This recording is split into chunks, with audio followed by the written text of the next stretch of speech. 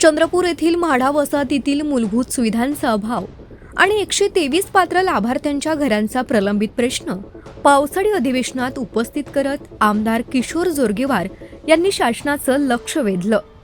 वसाहतीत आजही वीज, रस्ते आणि पाणी यांसारख्या मूलभूत सुविधांचा अभाव असल्यानं रहिवाशांना मोठ्या अडचणींचा सामना करावा लागत असल्याचं त्यांनी सभागृहात सांगितलं। तसंच 45 वर्षांपूर्वी तयार करण्यात आलेल्या विकास आराखड्याचा फेरविचार करून शिक्षण, आरोग्य आणि इतर सामाजिक सुविधांसाठी नव्यानं नियोजन करण्याची मागणी त्यांनी केली। यावेळी आमदार जोरगेवार यांनी म्हाडानं नियुक्त केलेल्या त्रयस्थ एजन्सीकडून 123 नागरिकांची फसवणूक झाल्याचा मुद्दाही उपस्थित केला। या प्रकरणाची सखोल चौकशी करून पात्र लाभार्थ्यांना त्यांच्या हक्काची घरे तातडीनं देण्यात यावी अशी मागणी त्यांनी केली। लाभार्थ्यांनी भरलेली रक्कम विचारात घेऊन उर्वरित प्रक्रिया पूर्ण करत शासनानं त्वरित निर्णय घ्यावा असेही ते म्हणाले। मान्य सदस्य किशोरजी जोरगेवार। अध्यक्ष महाराज, मी आपला अत्यंत आभारी आहे। मानवीय जीवनासाठी आवश्यक असलेला, परंतु थोडासा दम घ्या। पहिल्यांदा आवाज जोरात बोलू। चला, शंभूराजेंनी आदेश दिलेला जोरात बोलायचा। अध्यक्ष महाराज, मी एकदम जोरात, जोरगेवार जोरात। ठीक आहे अध्यक्ष महाराज, या ठिकाणी मानवीय जीवनाकरता अत्यंत 3 गोष्टींची आवश्यकता आहे। रोटी, कपडा और मकान।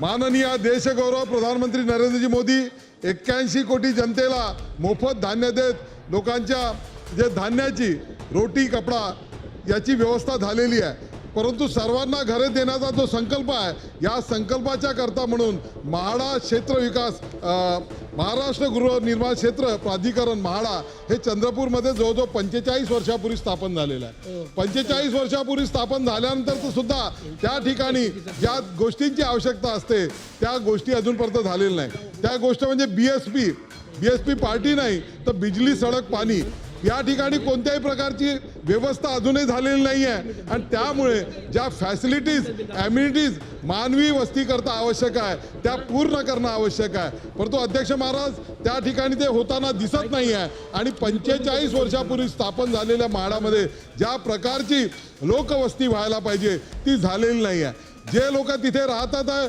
त्यांना एक नरक यातना भोगावं लागत आहे। म्हणून तिथे ताबडतोब त्या म्हाडाच्या माध्यमातून त्या फॅसिलिटीज, एम्युनिटीज करण्याची आवश्यकता आहे। आणि सोबतच जो DP प्लॅन त्यावेळेस तयार केला गेलेला आहे 45 वर्षापूर्वी, एज्युकेशन इन्स्टिट्यूट असेल, त्या ठिकाणी या हॉस्पिटॅलिटीच्या असेल, त्याच्यासुद्धा DPR नव्यानं करण्याची आवश्यकता आहे आणि तो विकास करण्याची आवश्यकता आहे। अध्यक्ष महाराज, एकीकडे सर्वांना घरे देण्याची प्रधानमंत्री महोदयांची भावना आहे, पण दुसरीकडे म्हाडा मात्र त्या ठिकाणी जे प्रक्रिया काय घरे देण्याची ती बरोबर राबवत नव्हती। म्हणून त्यांनी स्वतःच एक DMP कंपनी स्थापन केली। त्या DMP कंपनीच्या माध्यमातून 123 लोकांनी त्या ठिकाणी अर्ज केले। त्या लोकांनी पैसे भरले DMP कंपनीकडे, परंतु त्या DMP कंपनीच्या अधिकाऱ्यांनी भ्रष्टाचार करत ते पैसे भरले नाही म्हाडाकडे।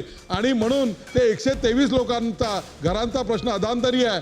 त्यांनी दिलेले पैसे हे वजा करून उर्वरित लोकांना घरे ताबडतोब द्यावी या दृष्टिकोनातून निर्णय आवश्यक आहे। म्हणून अध्यक्ष महाराज, माझी विनंती आहे की आपण सरकारला ही निर्देश द्यावे हे मी औचित्याच्या मुद्द्याद्वारे या ठिकाणी सभागृहासमोर मांडत आहे। धन्यवाद।